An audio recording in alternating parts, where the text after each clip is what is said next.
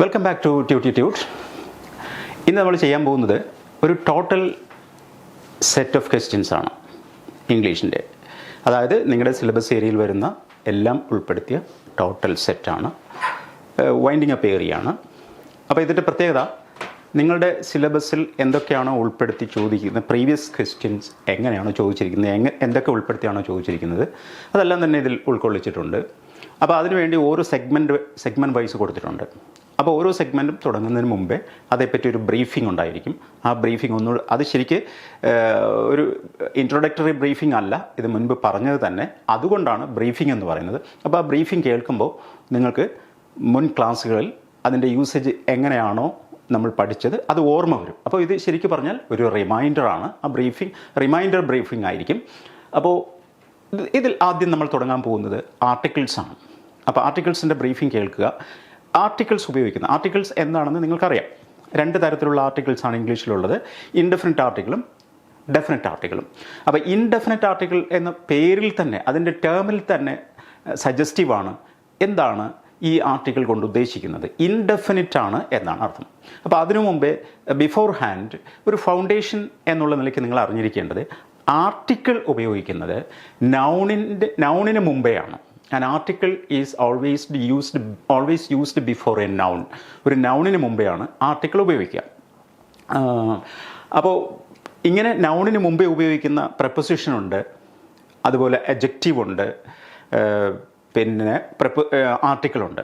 അപ്പോൾ ഇത് മൂന്നും ഉപയോഗിക്കേണ്ടി വന്നാൽ, നൗണിന് മുമ്പേ ഇത് മൂന്നും ഉപയോഗിക്കേണ്ടി വന്നാൽ തീർച്ചയായും ആദ്യം ആർട്ടിക്കിളും പിന്നെ അഡ്ജക്റ്റീവും പിന്നെ പ്രപ്പോസിഷനും എന്നുള്ള ക്രമത്തിലാണ് ഇത് വരിക. ആർട്ടിക്കിൾ പ്രപ്പോസിഷൻ അഡ്ജക്റ്റീവ് എന്ന ക്രമത്തിലാണ് വരിക. അത്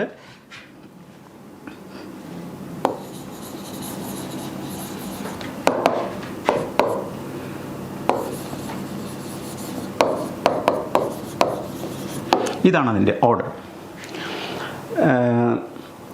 ഉദാഹരണത്തിന് ഈ ഓർഡറിൽ ചെറിയൊരു വ്യത്യാസമുണ്ട്. പ്രിപ്പോസിഷൻ പ്ലസ്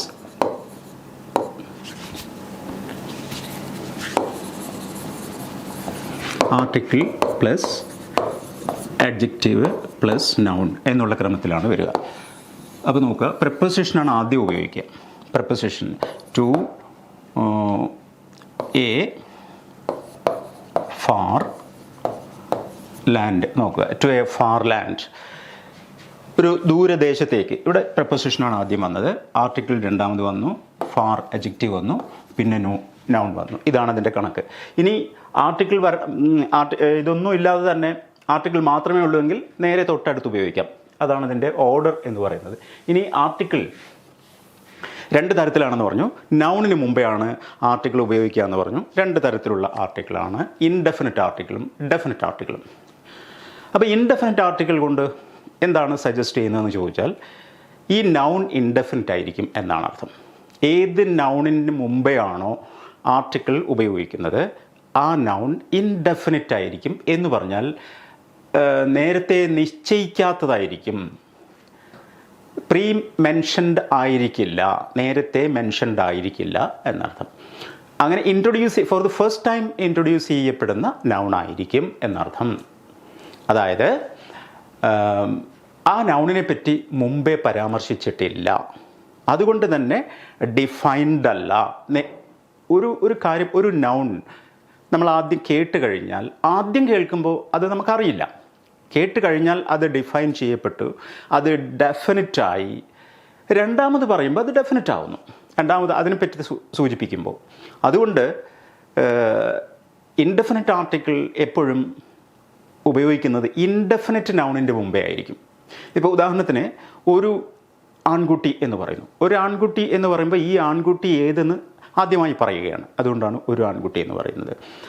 ആ ആൺകുട്ടിയെ വീണ്ടും നമ്മൾ പരാമർശിക്കുമ്പോൾ നോക്കൂ, ആ ആൺകുട്ടി എന്നാണ് പറയുന്നത്. ഏത്? നേരത്തെ ഞാൻ പരാമർശിച്ച ആ ആൺകുട്ടി എന്നുള്ള അർത്ഥത്തിൽ. അതാണ് ഇൻഡെഫിനിറ്റ് ആർട്ടിക്കിൾ. ഡെഫിനിറ്റ് അല്ലാത്ത നൗണിനോടൊപ്പമാണ് ഉപയോഗിക്കുന്നതെങ്കിൽ ഡെഫിനിറ്റ് ആർട്ടിക്കിൾ ഡിഫൈൻ ചെയ്യപ്പെട്ട നൗണിന് മുമ്പെയാണ് ഉപയോഗിക്കുക. അതാണ് ശ്രദ്ധിക്കേണ്ട കാര്യം. അപ്പോൾ ഡെഫിനിറ്റ് ആർട്ടിക്കിളിൻ്റെ ഇൻഡെഫിനിറ്റ് ആർട്ടിക്കിൾ മുതൽ നമുക്ക് തുടങ്ങാം. ഇൻഡെഫിനിറ്റ് ആർട്ടിക്കിൾ എവിടെയാണ് ഉപയോഗിക്കുക എന്ന് ചോദിച്ചാൽ,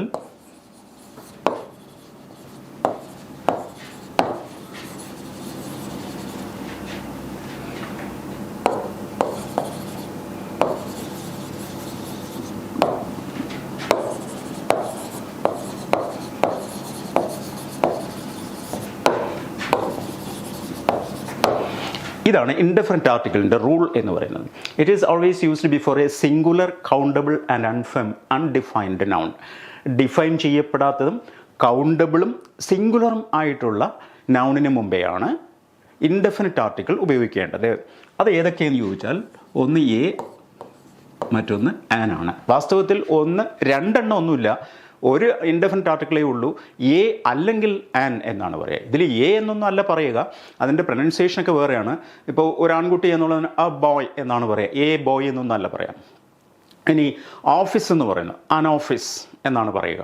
അപ്പോൾ ഇവ തമ്മിലുള്ള എസെൻഷ്യൽ ഡിഫറൻസ് എന്ന് പറയുന്നത് എ എന്ന ഇൻഡെഫിനിറ്റ് ആർട്ടിക്കിൾ ഉപയോഗിക്കുമ്പോൾ അത് ഏത് നൗണിൻ്റെ മുമ്പെയാണോ ഉപയോഗിക്കുന്നത് ആ നൗണിൻ്റെ ആർട്ടിക്കുലേഷൻ അഥവാ പ്രൊനൗൺസിയേഷൻ കോൺസണൻറ്റ് പ്രൊനൗൺസിയേഷൻ ആയിരിക്കണം.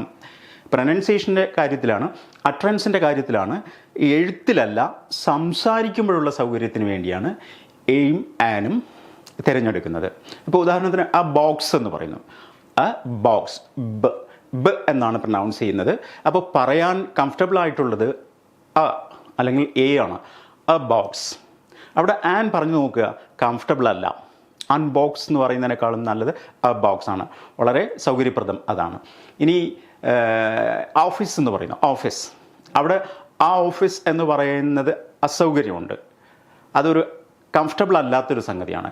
അത് കംഫർട്ടബിൾ ആക്കുന്നതിന് വേണ്ടിയാണ് അൻ ഓഫീസ് എന്ന് പറയുന്നത്. ഇതൊക്കെ നിങ്ങൾക്ക് എല്ലാവർക്കും അറിയുന്ന കാര്യമാണ്. അതിനേക്കാൾ പ്രധാനം എന്ന് പറയുന്നത് അറിയേണ്ടത് ഈ എയും ആനും തിരഞ്ഞെടുക്കുന്നത് അതിൻ്റെ പ്രൊനൗൺസിയേഷണൽ കൺവീനിയൻസിന് വേണ്ടിയാണ്, അല്ലെങ്കിൽ പ്രൊനൗൺസിയേഷണൽ കംഫർട്ടബിലിറ്റിക്ക് വേണ്ടിയാണ്, സൗകര്യത്തിന് വേണ്ടി, കംഫർട്ട് ഉണ്ടാകാൻ വേണ്ടി മാത്രമാണ് എയും ആനും. അല്ലാതെ എഴുതിയിരിക്കുന്ന അക്ഷരങ്ങളുടെ അടിസ്ഥാനത്തിലല്ല. ഉദാഹരണത്തിന് യൂണിയൻ എന്ന് പറയുന്നു. യൂണിയൻ എന്ന് പറയുമ്പോൾ ആദ്യത്തെ അക്ഷരം വവലാണ്, യു എന്ന് പറയുന്നത്. അത് ആ എഴുത്തിൽ വരുന്ന അക്ഷരം മാത്രമാണ്.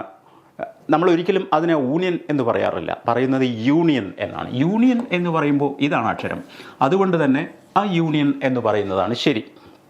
അതുപോലെ ഇയർ എന്ന് പറയുന്നു, ഇയർ, ഇത് പലർക്കും തെറ്റിപ്പോകാറുണ്ട്. ആൻ ഇയർ എന്ന് പറയാറുണ്ട്, തെറ്റാണ്. ആ ഇയർ എന്നാണ് പറയേണ്ടത്. ആനാണ് വരുന്നതെങ്കിൽ ആ ഇയർ ഇതായിരിക്കും, ചെവി എന്നർത്ഥം വരുന്ന. അതാണ് ഇവ തമ്മിലുള്ള വ്യത്യാസം. ഇപ്പോൾ യൂണിവേഴ്സിറ്റി എന്ന് പറയുന്നത് ആ യൂണിവേഴ്സിറ്റി എന്നാണ് പറയുക. അവർ, HOUR,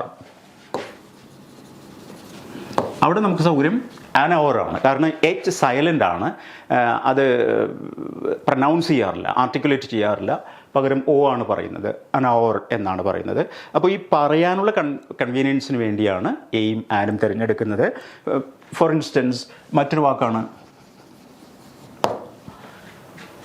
HOTEL, ഔട്ടേൽ എന്ന് പറയും. ഔട്ടേൽ നോക്കൂ, അത് പ്രൊനൗൺസ് ചെയ്യുന്നത് ഓ മുതലാണ്, എച്ച് ഇല്ല, എച്ച് സൈലൻ്റ് ആണ്. അതുകൊണ്ട് അനോട്ടേൽ എന്നാണ് പറയേണ്ടത്. എ ഹോട്ടൽ എന്ന് പറയരുത്, ഹോട്ടൽ എന്ന് പ്രൊനൗൺസ് ചെയ്യില്ല. അപ്പോൾ ഇതാണ് എയും ആനും തമ്മിലുള്ള essential difference. A and an are chosen between according to the comfortability of articulation. അപ്പോൾ എവിടെയാണ് ഉപയോഗിക്കുക? Before a singular countable and undefined noun. ആ നൗണിനൊരു പ്രത്യേകത ഉണ്ട്, അത് സിംഗുലർ ആയിരിക്കണം, ഒന്നേ ആകാൻ പാടുള്ളൂ. അതുപോലെ കൗണ്ടബിൾ ആയിരിക്കണം, എണ്ണാൻ പറ്റുന്നതായിരിക്കണം.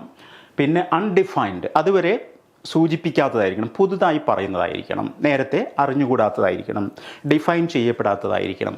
ഡിഫൈൻ ചെയ്യപ്പെടാത്തത്, അതാണ് ശ്രദ്ധേയമായിട്ടുള്ളത്. ഇനി ഇവിടെ ഒരു സംശയം വരും, സിംഗുലർ ആണെങ്കിൽ പിന്നെ കൗണ്ടബിൾ എന്ന് പ്രത്യേകിച്ച് പറയേണ്ടതില്ലല്ലോ? ഉണ്ട്, പറയേണ്ടതുണ്ട്. കാരണം അൺകൗണ്ടബിൾ നൗണൊക്കെ തന്നെ സിംഗുലറായിട്ടാണ് ഇംഗ്ലീഷിൽ കണക്കാക്കുക. അപ്പോൾ പിന്നെ അൺകൗണ്ടബിൾ നൗണിന് മുന്നേ ഒരിക്കലും ഇൻഡെഫിനിറ്റ് ആർട്ടിക്കിൾ ഉപയോഗിക്കില്ല. കൗണ്ടബിളും സിംഗുലറും ആയിട്ടുള്ള നൗണിന് മുന്നേ മാത്രമേ ഇൻഡെഫിനിറ്റ് ആർട്ടിക്കിൾ ഉപയോഗിക്കൂ. ഇത് വളരെ റെഗുലർ ആയിട്ടുള്ള ക്വസ്റ്റ്യൻ ആണ്. So an indefinite article A or an as the case may be should be used before a singular countable and undefined noun.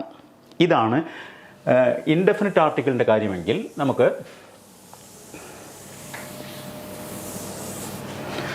Definite ആർട്ടിക്കിളിൻ്റെ കാര്യം നോക്കാം. രണ്ടാമത്തേത്, ഈ റൂൾസ് രണ്ടും അബ്സല്യൂട്ടാണ് കേട്ടോ. Definite article. അപ്പോൾ അതിൻ്റെ ടേം തന്നെ സജസ്റ്റ് ചെയ്യുന്നത് എന്താണ്? ഡിഫൈൻ ചെയ്യപ്പെട്ട നൗൺ.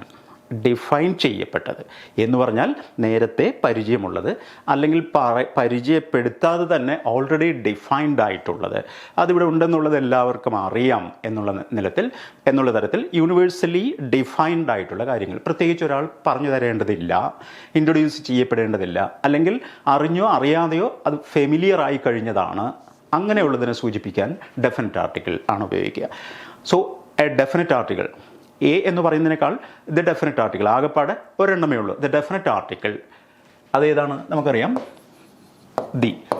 ഇത് എവിടെയാണ് ഉപയോഗിക്കുന്നത് ചോദിച്ചാൽ ഇതുപോലെ തന്നെ നൗണിന് മുന്നേ ആണ്, പക്ഷേ used before A defined noun. Used before A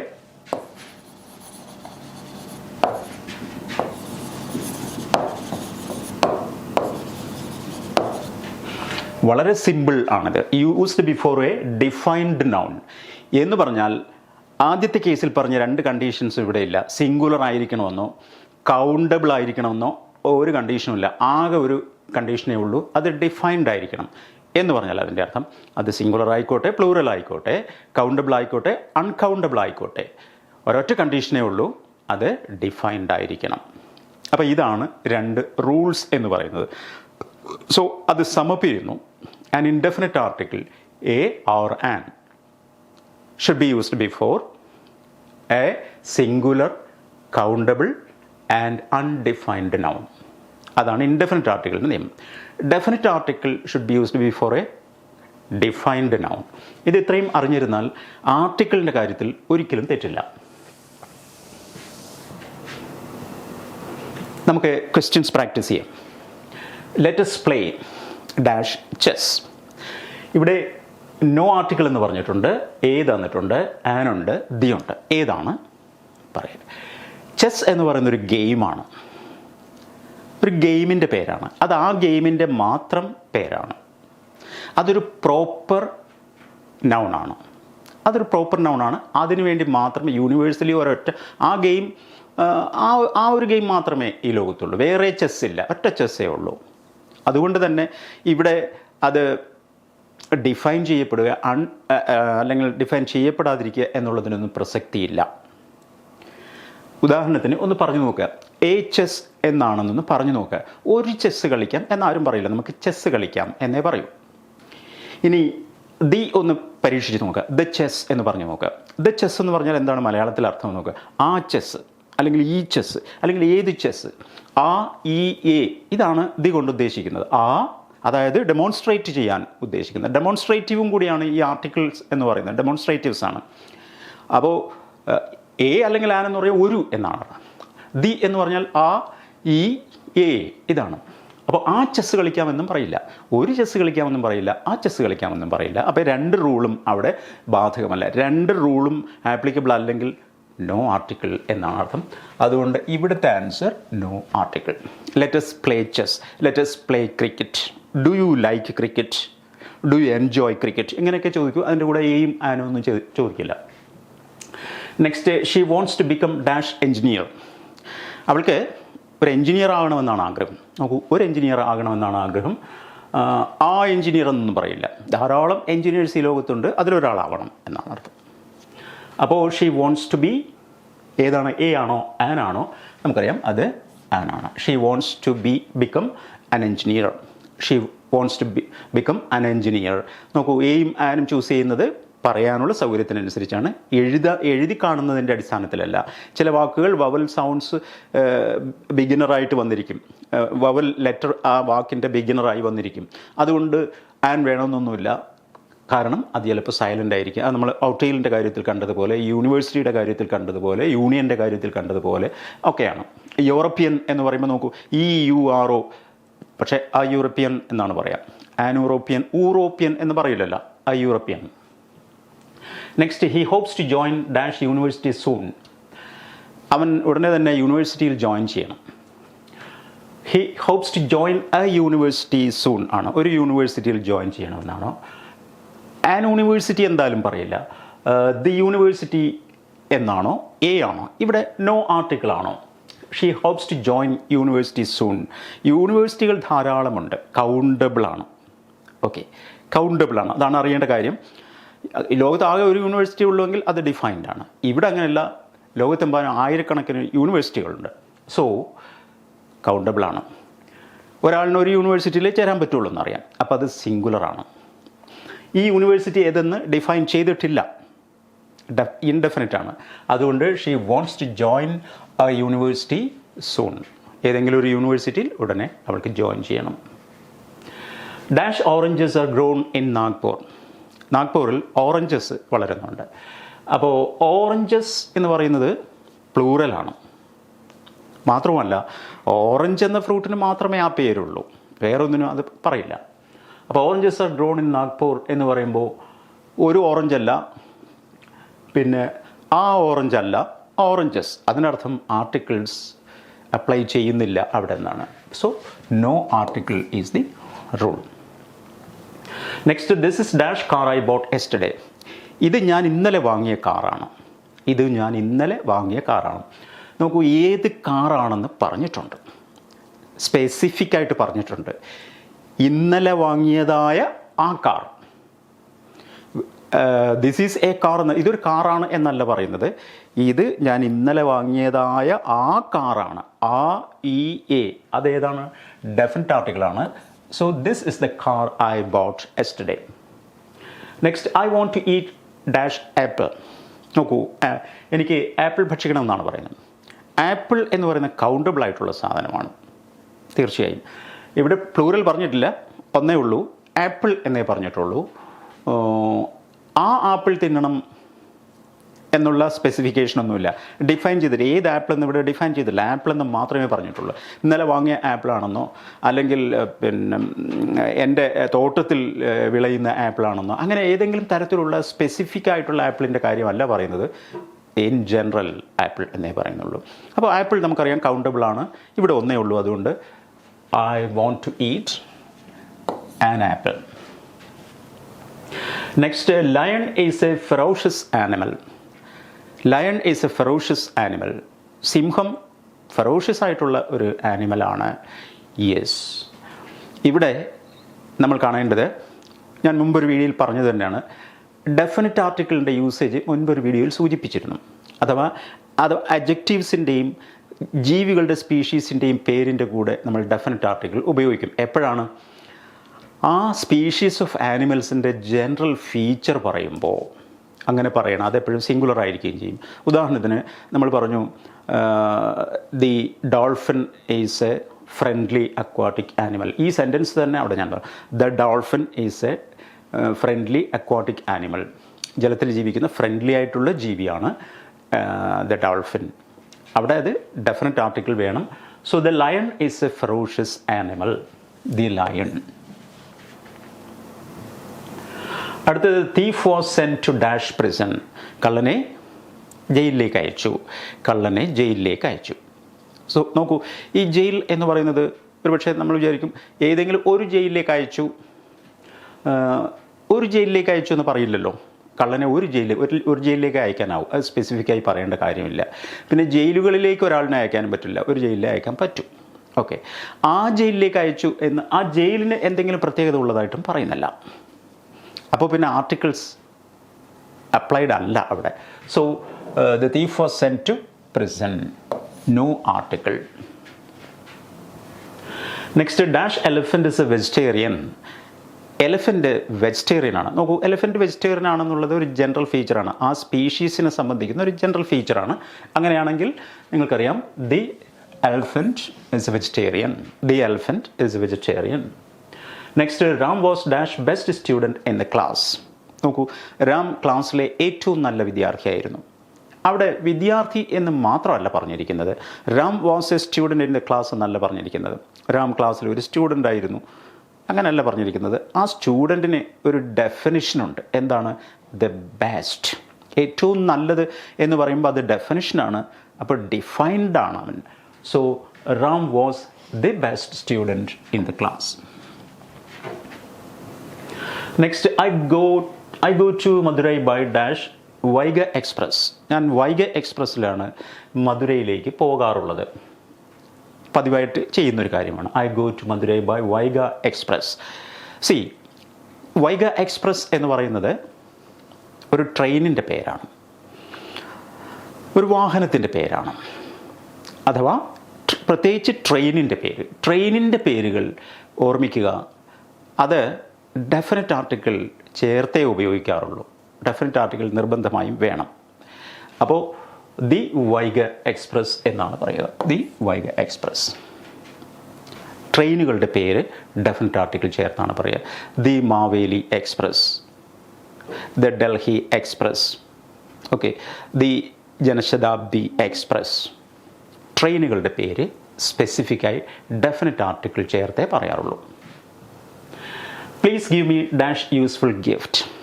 ദയവതമായ ഒരു ഗിഫ്റ്റ്. അപ്പോൾ ഗിഫ്റ്റ് എന്ന് പറയുന്ന ഗിഫ്റ്റ്സ് പ്ലൂറൽ കൗണ്ടബിൾ ആണ്. ഇവിടെ പക്ഷേ ഒന്നേ ഉള്ളൂ. ഏത് ഗിഫ്റ്റ് എന്ന് പ്രത്യേകിച്ച് പറഞ്ഞിട്ടില്ല. ഉപകാരപ്രദമായ ഒരു ഗിഫ്റ്റ് എന്നേ പറഞ്ഞിട്ടുള്ളൂ. അപ്പോൾ please give me A useful gift. ഇവിടെ നോക്കൂ, എ ആണ് ഉപയോഗിക്കുന്നത്. കാരണം യു എന്നാണ് നമ്മൾ പറയുന്നത്. യൂസ്ഫുൾ എന്നല്ല പറയുന്നത്, യൂസ്ഫുൾ എന്നാണ്. ആ useful gift. Next, our city will have dash university soon. നമ്മുടെ നഗരത്തിന് ഉടനെ തന്നെ ഒരു യൂണിവേഴ്സിറ്റി ഉണ്ടാകും.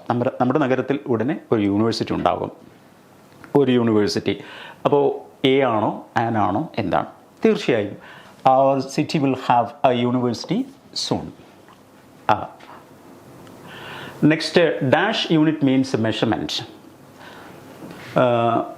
യൂണിറ്റ് എന്ന് പറയുന്നൊരു മെഷർമെൻ്റാണ് എന്നാണ് പറയുന്നത്. യൂണിറ്റ് എന്ന് പറയുന്നത് ഒരു മെഷർമെൻ്റാണ്. എ യൂണിറ്റ് മീൻസ് മെഷർമെൻ്റ് ആണോ? ആൻ യൂണിറ്റ് എന്തായാലും അല്ല. ദ യൂണിറ്റ് മീൻസ് മെഷർമെൻ്റ് ആണോ? നോ ആർട്ടിക്കിൾ ആണോ? യൂണിറ്റ് എപ്പോഴും സിംഗുലറാണ്. ധാരാളം യൂണിറ്റുകൾ ഉള്ളതുകൊണ്ട് അത് കൗണ്ടബിളുമാണ്. സോ എ യൂണിറ്റ്, അതുകൊണ്ട് ബേസിക്കലി ഒരു യൂണിറ്റ് എന്ന് പറഞ്ഞാൽ അത് ഒരു മെഷർമെൻ്റ് ആണ്. So a unit means A measurement. Next, India will become dash super power shortly. താമസിയാതെ ഇന്ത്യ സൂപ്പർ പവർ ആയിത്തീരും എന്നാണ്. India will become, super powers ധാരാളം ഉണ്ട് ഈ ലോകത്ത്. ഒരേ ഒരു സൂപ്പർ പവർ ആകും എന്നല്ല പറയുന്നത്. ആ സൂപ്പർ പവർ എന്നല്ല, ഒരു സൂപ്പർ പവർ എന്നാണ് പറയുന്നത്. അങ്ങനെയാണെങ്കിൽ India will become A super power shortly. Next, he's dash European. European എന്ന് പറയുമ്പോൾ വൈഡ് പ്രൊനൗൺസിയേഷനാണ് വരുന്നത്. യൂറോപ്യൻ എന്ന് പറയാറില്ലല്ലോ. അപ്പോൾ പറയാനുള്ള സൗകര്യം എ യൂറോപ്യൻ ആണ്. So he is A European. Next, are you attending dash reception today. Are you attending dash reception today. ഇന്ന് നിങ്ങൾ റിസപ്ഷനിൽ പങ്കെടുക്കുന്നുണ്ടോ? ആ ചോദ്യത്തിൽ തന്നെ റിസപ്ഷൻ നേരത്തെ നിർണ്ണയിക്കപ്പെട്ടതാണ് എന്നുള്ള സൂചനയുണ്ട്. അത് ഡിഫൈൻഡ് ആണ് എന്നുള്ള സൂചനയുണ്ട്. അതല്ലെങ്കിൽ മലയാളത്തിലൊന്ന് ആലോചിച്ച് നോക്കുക. നിങ്ങൾ ഒരു റിസപ്ഷനിൽ ഇന്ന് പങ്കെടുക്കുന്നുണ്ടോ എന്ന് ചോദിക്കുന്നതിൽ ഒരു ലോജിക്കില്ലായ്മ, അൺഗ്രമാറ്റിക്കലാണത്. അതുകൂടാതെ നിങ്ങൾ ആ റിസപ്ഷനിൽ പങ്കെടുക്കുന്നുണ്ട്, ആ റിസപ്ഷൻ അത് ശരിയാണ്, അവിടെ ചേരുന്നുണ്ട്, നിങ്ങൾ ആ റിസപ്ഷനിൽ പങ്കെടുക്കുന്നുണ്ടോ? That means the reception has already been designed. So the reception, are you attending the reception today? Next, dash meat you cooked tasted good. നിങ്ങൾ പാചകം ചെയ്ത ആ ഭക്ഷണത്തിന് നല്ല രുചിയായിരുന്നു. സോ നിങ്ങൾ ഏത് ഭക്ഷണമാണെന്ന് പറയുന്നുണ്ട്, ഏത് മീറ്റ് ആണെന്ന് പറയുന്നുണ്ട്. ഏത് യു കുക്ക്ഡ്, നിങ്ങൾ കുക്ക് ചെയ്തതായ ആ ഫുഡ്. അപ്പോൾ സ്പെസിഫിക് ആണ്. അതുകൊണ്ട് the meat you cooked yesterday tasted good. Now he is dash honest official. അയാൾ വളരെ ഓണസ്റ്റ് ആയിട്ടുള്ള ഒഫീഷ്യലാണ്. he is dash honest official. അയാൾ വളരെ സത്യസന്ധനായ ഒരു ഉദ്യോഗസ്ഥനാണ്. അയാൾ സത്യസന്ധനായ ഒരു ഒഫീഷ്യലാണ്. ഒരു എന്ന് പറയാം. സോ he is a ആണോ an ആണോ? he is an honest official. An honest official.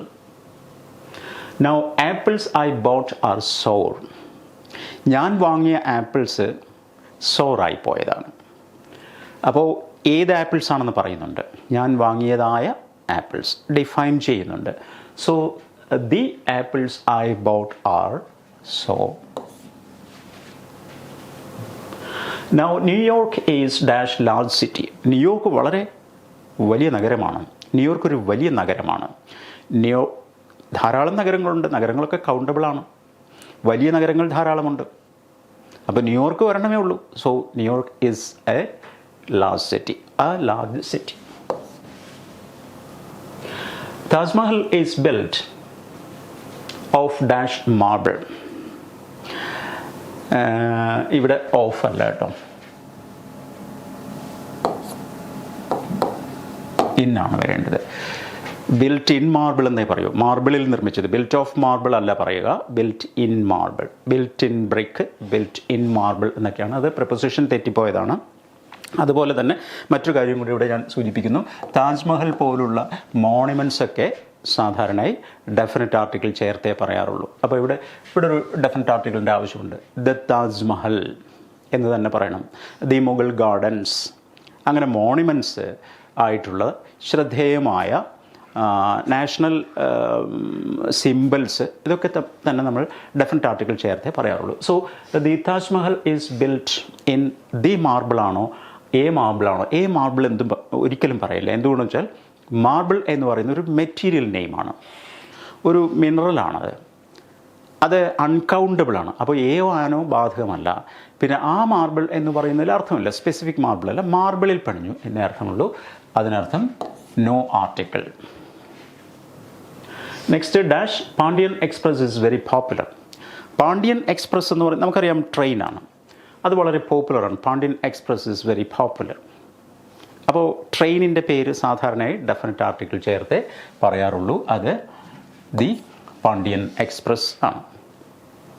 Next let's go to a restaurant and have dash coffee. നമുക്ക് ഏതെങ്കിലും ഒരു റെസ്റ്റോറൻറ്റിൽ പോയി കോഫി കുടിക്കാം. നോക്കൂ, let's go to a restaurant and have coffee. Coffee എന്ന് പറയുന്നത് നമുക്കറിയാം അൺകൗണ്ടബിൾ ആണ്, കൗണ്ടബിൾ അല്ല. കോഫി കൗണ്ടബിൾ അല്ലാത്തത് കൊണ്ട് തന്നെ, അല്ലെങ്കിൽ അൺകൗണ്ടബിൾ ആയതുകൊണ്ട്, ദ്രാവക രൂപത്തിലുള്ളതൊക്കെ പൊതുവേ അൺകൗണ്ടബിൾ ആണ്. അതുകൊണ്ട് തന്നെ അവ ഒരു കോഫി, രണ്ട് കോഫി എന്ന് പറയുന്നതിൽ അർത്ഥമില്ല.